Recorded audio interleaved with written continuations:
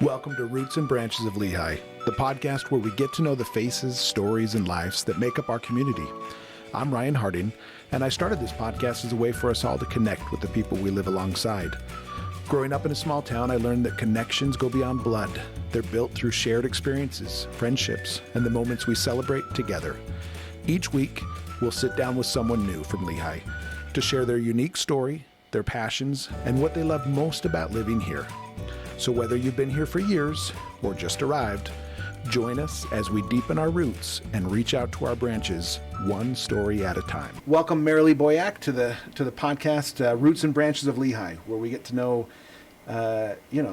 people that live here and what they're doing and the impact you're having on the world, right? Oh, well, that's a whole bigger issue. Or at least the local area, right? No, but I'm excited. I'm glad you were able to come on. So, You bet. so thank Happy you. to. And you're, not native of Lehi, right? Mm-mm. So you spent a lot of your time in California, is that right? Yeah, I grew up in Detroit. In Detroit, okay. And then when I got married, we were in California for about 32 years. And then we Okay. came here about 12 years ago now. Okay.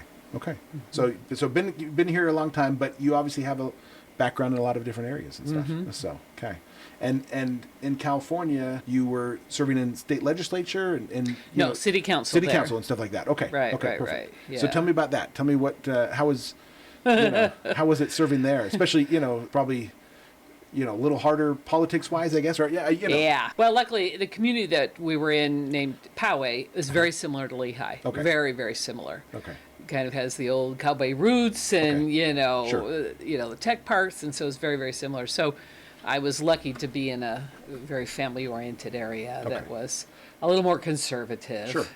So I was just very, very involved in the community, have been for, my entire adult life. And what happened there was actually we had two major wildfires. Oh, wow. Oh, Okay. yeah, major, like the one you saw in LA. Recently. And so in the first wildfire, I went over and ran the evacuation center as a volunteer. Okay. And then did the fire relief for all the families that got burned out. Wow. And I was very unhappy with the response of the city council, which was zip. Sure. So I ran for office then and served for about 8 years there and through the second wildfire as well. Okay. So that was kind of the beginning. And sometimes, when I've talked to other people, that seems to always be sometimes the case. It's like, hey, I don't like the way things are going. I want to fix this. I feel like there's a need here and it's not being addressed, and I can Very much so. And I'd been involved in the community for, a long time. Sure. And was used to getting out there and working on stuff, Yeah, So sure. anyway, it was a good experience. So you mentioned the wildfire. So then I guess a logical question, you said you had one later on. Were you guys better prepared for it then? Did that go Oh yeah, much smoother? when I ran for office, I ran based on preparing the community. Yeah. And so we trained every single employee as a disaster service worker. We had C-tainers we posted throughout the city with supplies. We worked on developing communications with all the other agencies. So when the second fire hit, oh my gosh, yes, night and day difference. Good. Yeah, it was amazing. Good. Way, way, way different. Way, way better prepared. Well, then you accomplished the goal, right? Oh, yeah. During that time, any other things during that time, that you learned / accomplished, give me some insights, I guess, from, serving in that capacity at city council. The number one insight you get when you're serving in public office is it's a lot like being a mother. Okay. On any given day, half the people hate you. Okay. So, Sure. you just have to stay really centered in what's important and not get swept up by all the other crazy going on. And like I say, one of my big things was preparedness and family. Those were and communications were kind of my big themes. Sure. And, I've used those in a variety of formats as well ever since. But the thing I loved about that community was it was very dialed into the residents. Yeah. And I see that here, which I like. We very specifically picked out Lehi. Yeah. And I love the responsiveness of our elected officials. I love the helpfulness of everybody and really wanting to build a good community.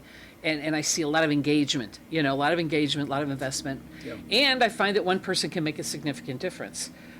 Interestingly, when I came here, I realized you could make that difference on a state level. Sure. Back in California, as a conservative, no way. Sure. But here, I have seen over and over and over again one person make a big difference. So I enjoy that ability to get good things done. Sure. I think that's a Yeah. big part of who I am. I Sure. love it. Sure. Well, we like to be doers, right? Doers of the word, not just hearers only, right? Do things, get things done and stuff. And I'm a big fixer. Yes. Good. I love problem solving, seeing things, Yeah. improving. Oh yeah, love it. Well, and so you mentioned having to be centered and stuff like that. If somebody's looking to get into public office and do that kind of stuff, how do they balance? Because my natural ability is if somebody tells me something is wrong or something is, like I want to listen to them and, because I don't want to be totally closed off where it's like, hey, you don't know anything. I know everything myself. I mean, that's not smart. But at the same time, recognizing, I guess, that sometimes you do know more about the situation and you do get people on opposite sides that may believe differently. How do you balance that in those kind of leadership positions, I guess? You encounter that a lot. Like I say, half the people hate you. And Yeah. usually it's because they don't understand and they're not informed. Yeah. So I think that it's really important that you spend the time to educate them. Okay. We had, one of the things I did like about that community better was we had a lot of citizens committees. Sure. And I've tried to encourage our council to do that and expand what they have. They haven't really done that, but I think it's really important to educate the public, to give, I held regular town halls where the public could come and ask questions and get information from staff, and I think it's important for the staff to realize they help the people. Sure. And, and I find once you kind of go through that process and have a little more engagement and a little more education, a lot more people understand what's going on. Okay. Sometimes you just make the tough call, though. Yeah. Sometimes you just have to do that. Sure. Okay. No, that's good.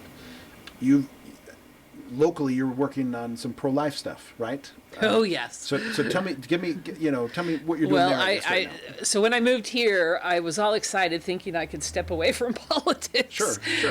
And I was doing a lot of humanitarian work with Mothers Without Borders, and I thought, okay, this is what I'm going to do. And through some, interesting direction from above, was told, get back to work. You need to do this. So I created the Empowered Families Coalition for the state of Utah, and united all the pro-family groups.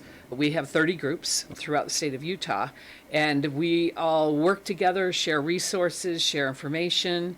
I mean, during the legislative process, we're constantly dialoguing with each other and with all of our members of all our organizations. And this is unusual. Not every state runs that way. Really? There's usually a lot of turf wars, a lot of infighting, but not here. It has been really marvelous. So I started that about 8 or 9 years ago. It's my turn again, so I'm chairman of that organization right now. And we do a lot of work throughout the state on promoting the family, protecting children, just lots of great work with really marvelous organizations, that some of which are national organizations and global. Yeah. So that's kind of a cool effort there. Then I started the Abortion Free Utah Coalition, and this united the pro-life groups. And I then was asked to serve with Pro-Life Utah. Okay. So I'm currently the Director of Development for Pro-Life Utah. And I mostly do their fundraising and strategic development, leadership development, that kind of thing. Sure. And, working with them, I've been involved in community work for decades. A long time, yeah. But when you get those pictures of those babies who are alive because of what you've done, that is a game changer. Sure. That has been really a marvelous real difference. Thing. Oh my gosh, yes. Sure. I go to the baby showers and you think this baby wouldn't be alive if it weren't for what we're doing. And what I love about that pro-life model is we invite the women. We have a Sprinter van we park right in front of Planned Parenthood's abortion clinic. They kill over 4,000 babies a year. So we park right in front and invite women in to have a free ultrasound and pregnancy test. And when these are women literally walking in the door to get abortions, okay? I mean, that's when we're intervening. And when they come into the van and we tell them what we offer them, 92% change their minds. Wow. I mean, that's phenomenal. They just didn't know there was other options? Go ahead, yeah. A big part is the support that we offer. We meet with them and we say, now what led you here to consider this decision, and what are you afraid of, and, what are you grappling with, your problems and issues. And then every woman is assigned 2 mentors that are available 24/7. And I mean, these volunteers One drove 5 hours in a blizzard to get her to her parents' house to be safe from the boyfriend that was going to kill her. I mean, you wouldn't believe what these volunteers do. And they are available all the time to support them. We offer a life grant up to $3,000 to help with, I've got to fix my car so I can go to work, or I have to pay rent, I'm about to be evicted, or whatever, medical, whatever they need. We offer baby supplies for an entire year, everything. Wow. Diapers, wipes, clothes, toys, books, everything. And we hold giant baby showers. They're super fun. They're so cool. And so we give them all of that. So they have, a pack and play and a stroller and a car seat and all of that. And then we connect them with services that are available. We have safe housing if they need it, so it's remarkable. And once they get that support, they're like, oh, I can do this. I don't have to kill my baby. And like I say, that we have one of the highest rates in the nation for baby safes at 92%. It's really incredible. So that work is phenomenal. We saved 141 babies last year, double from the year before. Wow. And that work is growing exponentially. It's really a fabulous work. And then 2 years ago, a couple of friends and I started Latter-day Saints for Life. Okay. And this is a global organization for members of the Church of Jesus Christ of Latter-day Saints who believe in the sanctity of life. And so we've grown. We're in over 50 states and 11 countries already. Wow. And so we do that effort as well. And that one, we primarily promote the doctrine of life, and we encourage our members to go to their local states and countries and support what's happening there. Yeah. We don't create new, projects or anything. We say, no, you go in and support your community. So that's been really incredible work as well. I love that. Excuse me. What that 141 you said that you saved last year? Do most of those babies stay with the mom? Do they go to adoption? What? I'm just kind of curious. What happens to those babies? Right. So that's kind of an interesting thing. Everybody's like, promote adoption, which we love adoption, and we have, we have free adoption services. We have all that. However, when a woman is considering having an abortion, the first thing you have to change is her heart, so that she's willing to face the problems that she has and the scary stuff she's facing, and choose life for her baby. So we try to turn their hearts toward their baby so that they really love that baby. So we typically don't even bring up adoption until later in the process when they're past being abortion vulnerable. Okay. And then we bring it up and say, is this something you want to consider? You would be surprised, though. By then, most of them are so in love with their babies, they want to be a mama to that baby. And the vast majority keep their babies and choose to parent their babies. And one of the things that people don't understand, they always kind of have this perception of the 16-year-old going into Planned Parenthood. Sure. That is not the case. Our average age is 24. Interesting. And I don't know how many, probably a quarter to a third are married and have children. Or at least have had children before. You'd be surprised. It's like that fifth one and they're just at a tipping point, or their third or whatever. So it isn't always the teenager, that we're getting. That is kind of the mentality. Exactly, the mental image in my head, I guess. Right. And so very, very few place them for adoption. Very few, which makes it so hard on our families that want babies so desperately. Yeah. Yeah, that's tough. Yeah, So mixed bag there, right? Exactly. On the one hand, hey, that's good that they're saving the baby, but yes, to your point, it's there are hard. A lot of we get it, and we get people asking us all the time if there's babies available. It's hard. Yeah, it's hard, but we just work on saving that baby's life and supporting the mama so that they can feel strengthened, and empowered. I mean, they walk into Planned Parenthood and all they offer them is kill your baby. And a lifetime of regret and pain and sorrow they'd never talk about. And so we offer a whole wide, range of support. Sure. Which is the way it needs to be done. Yeah. Because you're showing them, hey, there are other options. Absolutely. And one looks easy at first, but has, to your point, large consequences with that. Yeah. Whereas the other one maybe is harder up front, but then has great reward, I guess, right? And we have, I can't tell you how many stories of the women saying, oh my gosh, every time I look at my baby, I just am so grateful, that we made this choice to keep them alive. And it's really a marvelous work. I mean, like I said, I've been involved in politics and I've been involved in community work for a long time, and this is by far the most, to me, the most critical, the most important, and the most rewarding. It's amazing. Because yeah, I can see that. Because you can trace, you can see your impact. Oh yeah, very directly. You have a direct impact. In fact, I do grant requests, and people are like, "Now, how do you measure your success?" And I said, "We'll provide you pictures." Yes. Yes. Well, yeah. Like one step of they're alive. There you go. That's how we measure. Sure. Yeah. So it's cool. Well, that makes sense. Not that the other stuff, obviously the fire, and your time in California doing that was impactful, that was good and stuff like that. But to your point, oh yeah, here's a picture of the person we saved, right? Here it is. That makes a lot of sense. That's pretty amazing. That is cool. Well, good. Well, if somebody wanted to get involved in that kind of stuff, what would you advise, Oh, it's easy. Just go to prolifeutah.org if you want to do that. The other one, latterdaysaintsforlife.org. Either one. We've got Instagram, Facebook groups, all kinds of stuff. And, here's a funny story of how I started in this work. Yeah. I was in California. I had 4 little boys. Mm-hmm. I had my law practice going, and I was probably really excited president at the time. Sure. I was. So I walked into this business that was called something like Pregnancy Choices, and I thought it was an abortion front. And I went in with a high horse, ready to just rip them a new one, So I go into this place, I'm like, so can you tell me?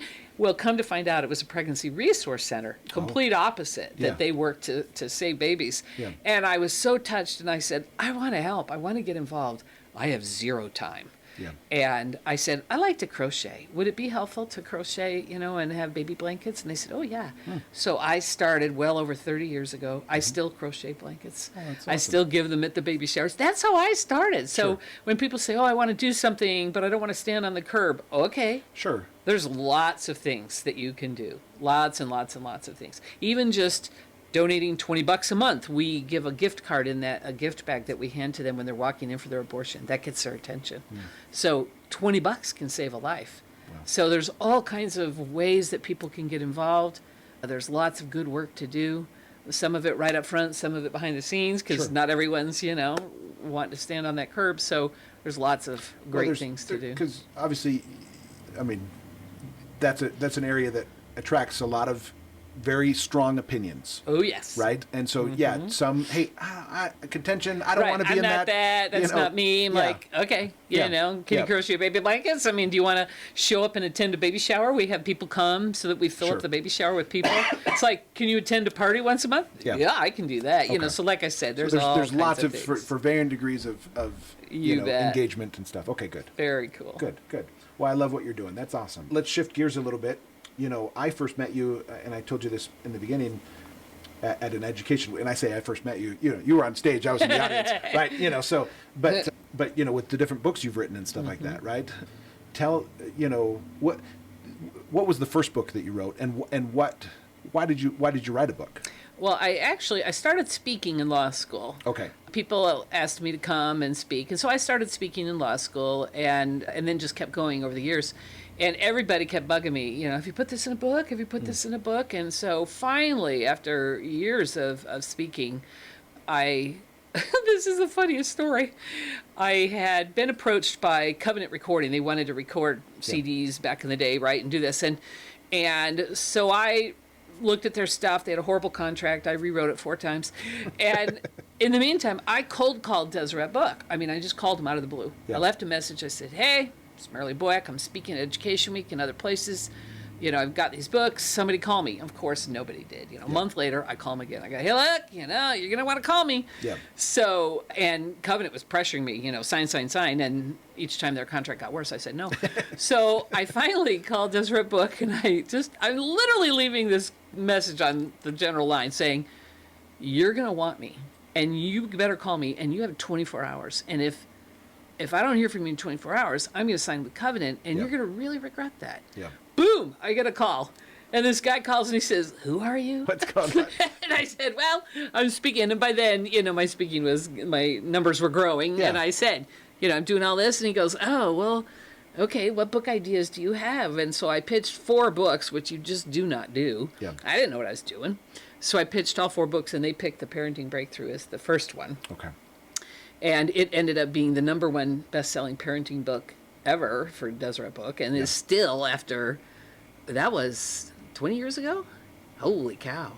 and it's still in print. That would sound right, because, like I said, that's actually the Right, book you that I raised your got to kids know in you, it? and I raised my kids.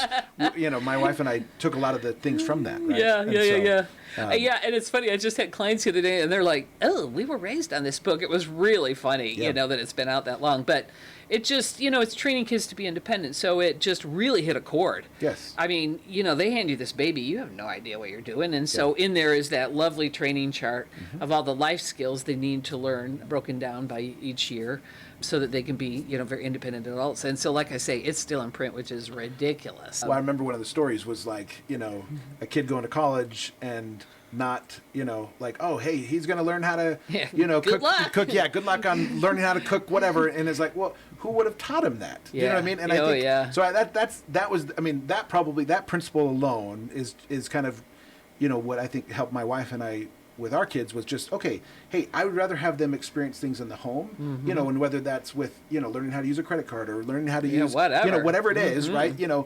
In the home, because the failure, it's not as hard to fail. Well, sorry, actually it is fail, but the consequences aren't as great. Aren't so dire. Right? Do you know what I mean? And so it's just so much better to, and that's your job as a parent is because you want to.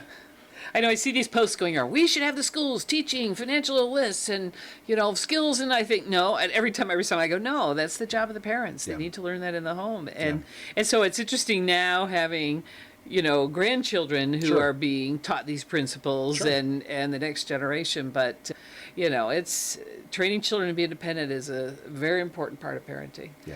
And not everyone does it, so. Well, and I don't know. Like I said, we loved that book. That was good. And so you just wrote that book just based off of your own experience. How long did it take to write that? Correct. 2 weeks. 2 weeks. Okay. Because I've been doing it. I mean, I've been running the lab. Sure. And I've been lecturing on it. So I just sat down with all my lectures. Okay. And, transcribed them all, added a little extra that I wanted to, and boom, okay, so that's why it was a little easier, because you were already giving. Oh, yeah. I'd been teaching it for a long time. So once I finally buckled down and did it, it was rather quick. Sure. Then I was invited from that to be on the Time Out for Women circuit, which I did that for about 9 years. And then they wanted a book a year, so I was started to really crank them out, And so what are some other ones that have been received? The second one I wrote was Strangling Your Husband is Not an Option. Yes.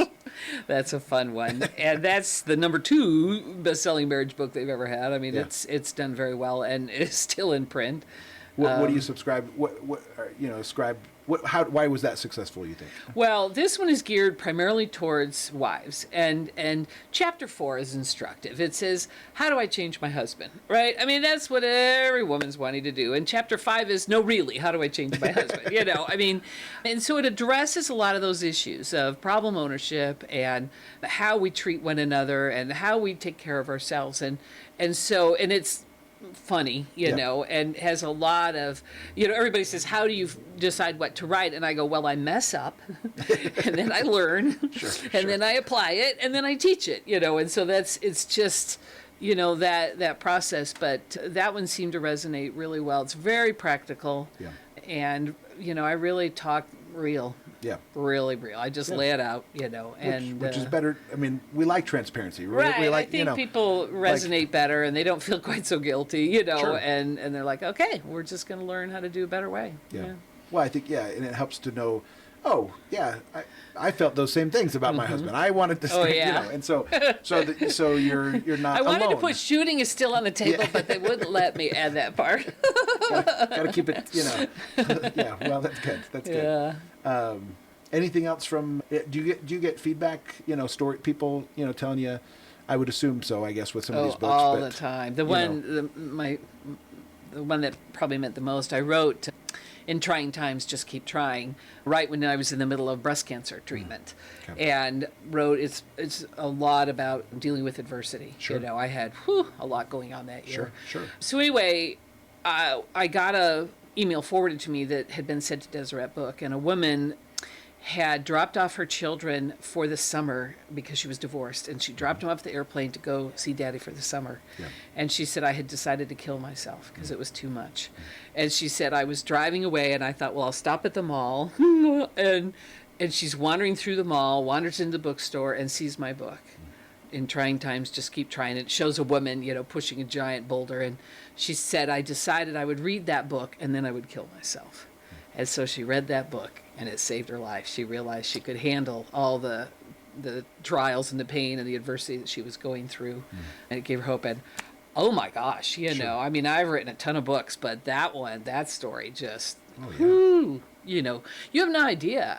And I think that's true for everybody. We have no idea how many people we influence. Yeah. We just don't even know, and that's why I love doing good community work and doing, just spreading goodness out there, because you just never know who you're going to influence and say. I've been influenced. Sure. I've had my life changed by people that have just said things. I attended an Education Week lecture when I started BYU. Mm-hmm. I didn't know it was Education Week. I grew up in Detroit. We didn't have it. And I snuck in the corner. Don Black was teaching, and he taught the act as if principle. And I was desperately homesick, a weeping mess. Mm-hmm. And I walked out of there in 10 minutes, a changed woman. And in fact, I just hunted him down a few years ago. He's in his 90s. And to say thank you. And that changed my life. 10 minutes changed my life. Yeah. It has literally impacted my life for, 50 years. And I think that the influence that we have on others is such a privilege. Such a privilege. It's really cool. I guess, somebody might be a little intimidated by, I mean, you have quite the resume, right? You've done quite a few things and stuff like that. And anything to avoid cooking. There you go. Luckily, my husband took it over 7 years. I finally have a perfect marriage. He's amazing. He Perfect. cooks. He's amazing. And I have hated it for years. So, yeah, I avoid cooking. Excuse me. So, what advice would you have for somebody that as you said, doesn't like sitting on the street corner, doesn't have your personality where they're like to do all these things, but obviously recognizes the truth that you just said, which is we all have an influence on people. What advice do you have for that person that wants to even just do one of the things that you've done? And I say follow your heart. Now, I have a sister, and we have a lot of similarities. We're both kind of really strong, outspoken women. Sure. Her heart calls her to help people one at a time. That's her thing. I'm organizing thousands of people. That's my bag.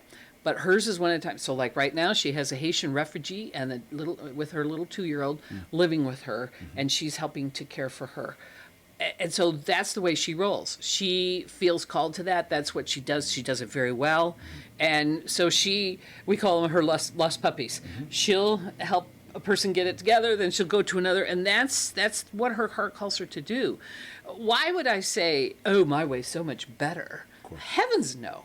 I look at her and I think, maybe her way is, and I think, no, you need to follow your heart, what calls to you. And that has changed for me over the years, and so I get it when people pivot, and do. I used to be with Family Watch International doing, global things. Now I feel very called to work within Utah and to work on this issue. Yeah. So that will change over time. But I think you follow your strengths and your abilities. And, don't do what I do. Sure. You do what you do. Yeah. And don't feel guilty that you're not doing what I'm doing, and I don't try not to feel guilty doing what my sister's doing. I think we just need to follow that little inner voice that is kind of guiding us along. Sure. But I think it is important to have a willing heart. So many people are so unwilling to extend themselves. I quote the scripture where the Savior says, you're the salt of the earth. And I say he didn't say that you're the salt of the family or even your church. Sure. He said you're the salt of the earth. And so I do try to nudge people a little bit to get out and share their good influence beyond just their tight little inner circle, I think that way we have really magnify our influence a lot. Do you think that comes from a confidence issue sometimes, where people are like, but I'm just a nobody. I'm not that important. I mean, so what, like I'm comfortable in my family doing that and stuff like that. But it starts in your head and your heart. I did a presentation on pro-life work, and this little old lady comes up to me and she says, I like to make quilts. And I said, go for it. And, within weeks brought by beautiful quilts. Okay. And so I think part of it is an awareness, being willing to open your eyes to see what the needs are all around you. Yeah. And part of it is just a willing heart to say, I'm going to try. It can be, on your walk, once a week, take a big giant garbage bag with you. Sure. my dad taught us over and over, make the world a better place than you found it. That can be done in really tiny, easy ways if we think about it and then have a willing heart. Yeah. No, I love that. I love that. Let me make sure I'm getting everything that So you mentioned Education Week and stuff like that. What themes do you typically focus on there? Do you? Actually, I just retired. You did? Oh, yes. When was the last year? Yeah, I've taught for 28 years. Okay. So I just finally... Just barely. Just retired from Education Week. Yeah. And was that a hard decision? Yes and no. Yeah. I mean, 20, that's a long time, actually. That's a long time. A long time. You put a lot out there, so that's... Yeah. And there were other factors at play, but it was time. Okay. I'm like, okay. But yeah, I've done it for a long time. I do love speaking. I'm super weird. Other people, it's their most frightening thing, and you put me in front of a few thousand people, and I'm a happy clam. Yeah. It's just my thing. I love speaking. How did you decide what to speak about during those things? I mean, like I say, I started. When I was in law school, they asked me to speak, and it was to a young adult group. And I spoke on overcoming fear. Fear had been a big part of my life. I've had a number of surgeries and, long story. And so fear had been a big thing. So that was my first one. Yeah. And it went great, well. And I thought, oh, okay. And so, like I say, I look at the life lessons that I'm learning and teach them. Last year at Education Week, I taught President Nelson's Call to Women. And I talked about the strength of women and the change that they can make in the world, and his call, to us to kind of rise up and do, great things. And so I just kind of look around, what piques my interest. I also look at what I'm struggling with. Sure. I think, okay, I need to work on this area, or I would like to learn more in this area. And I delve into it and I work on it. And then, like I say, after a few years, I go, okay, now I'm ready to teach. And when I speak and teach, I share very raw, real examples. I'm not one to act like, woohoo, yeah, look at me. I'm like, no, I spill the guts and just say, I've had struggles with this and this and this, and because we all do. Yeah. We all do. Which I think, is something important for everybody. Most of our problems are not unique. Right. And so I like kind of what I heard you said there, which is a lot of you struggle with something, you kind of figure it out, and then you go and teach that thing. And so I love that. I mean, I think that's... And then I go relearn and reteach. And then sure. And I'm sure after that teaching, you realize, I don't know as much as I thought I did, right? Okay. All the time. But that humility and that... It's a balance between humility and also like a love for people and wanting to, help people, I guess. I mean, that's the parenting breakthrough. I mean, again... it's funny when you read a book, sometimes you're like, well, that's kind of a duh thing. I mean, I remember my grandpa talking about Stephen R. Covey's book, right? Yeah. And it was like, well, I could have written that. I mean, it's pretty basic, and it's like, yes and no, right? It's some of these things. I don't know. His books got really great. That's why he was taken to heaven early, because they were amazing. They were just, I guess my point is that sometimes when something is so obvious, that's actually probably speaks to its truthfulness, I guess. Because it's like, oh, yeah, of course, that's true, and I think that's what that parenting breakthrough book was. Yeah, and sometimes I think I have this ability to explain things that seems to resonate with people, and you're right. You say it, and they kind of go, oh yeah, and they said I just couldn't explain it that way or understand it thoroughly that way, and that's been kind of fun. Yeah, but again, it helps people, and I think obviously it's your heart that's saying, hey, I wanna help. How do I help? And you're getting out there, and you're not scared to do it. My guess is, Sometimes I'm scared, but I just do it anyway. In fact, one time I was telling a group of young people about community service, and I was talking about all the zillions of, experiences. And I'll never forget, this little girl in the back raised her hand, and she said, how did you know you could do all those things? Yeah. And it caught me off guard. I said, oh, I didn't. I said, I just start. Yeah. I said, just start, and then I learn, and I figure it out, and I make mistakes, and I said, I'm just willing to start. A lot of people are so afraid they don't even take that first step. And I said, I didn't know how to do any of this. And it's funny, I've never had a mentor. I've never had someone that was like a trailblazer and said, oh, yeah. I mean, like when I wrote books, I'd never met anybody that had written a book. When I was lecturing, I'd never met anybody that did that. So I've never had that. My experience has just been kind of taking the first step, give it a shot, learn. And not being afraid to fail, I guess, right? I mean, with I'm good at failure. Yeah. Man. I embrace it It's the best way to learn. Well, it is the best way to learn, right? Yeah. And I think, so this generation, I think, the younger generation, I guess, I think one of the things that's hard for them is to try, and because maybe it's the wealth of information that they have because they've seen so many failures, right? And failure hurts a lot of times. Oh, and yeah. so I think, They also see a lot of pretty. sure, yes, yes. They're looking at social media and they're seeing this and they have no idea, what that person looked like before the makeup and before the this and the that. And it creates a false expectation that your life is just going to be so perfect and pretty and everything's going to go great. And no, life is real. No, life is real, and life is hard, and there's It a is lot of ups hard. and downs, and you have people that, like that lady that you're talking about that wrote you and stuff. I mean, life is hard at times, but what I'm hearing is, hey, keep pressing forward, keep doing things, keep trying things, and that's how you get good at stuff. That's how you overcome challenges. Yeah. But again, it's hard. I think people get scared of failure, and they see failure all the time, right? Well, and part of it is that's very self-oriented. I remember one time I was sitting in the Diong. I was about to teach at Education Week. I was sitting on the piano, and I said a little prayer, and I was a little nervous because that's a very big auditorium. Yeah, it is. And I said a little prayer, help me to, do a good job. And boy, the good Lord whooped me upside the head and said, oh, this isn't about you. It's about them. That lesson has stuck with me the rest of my life, where I realized the only reason we're worried about failure is because we're worried about what other people think about us. Okay. But if we're not worried about if it's not about us, but learning the work and learning the process and everything, that sting goes away. Like, okay, I failed. Like, I talk about the struggles we've had with, one or two of our children. Everybody's like, I can't believe you're talking about that. I said, why wouldn't I? Yeah. Everybody's dealing with this. I said, God lost a third, and, hello, he's not exempt. So I think getting past that self-worry helped a lot. Sure. Yeah. And taking the focus off yourself, like you said. Right? I still don't feel good. I get it. Sure. I get it. But, if it's not about you, then the sting is way less. Yeah. Oh, I love that. Yeah, lose yourself in the work, I guess, right? Not focus on yourself so much, and then you'll be, in a better spot there. So, yeah. No, I love it. Anything we haven't hit that you wanted to hit? Well, in talking about Lehi, let's talk about Lehi specific. Go ahead. Yeah. Lehi has some wonderful things going for it. Some great people live here.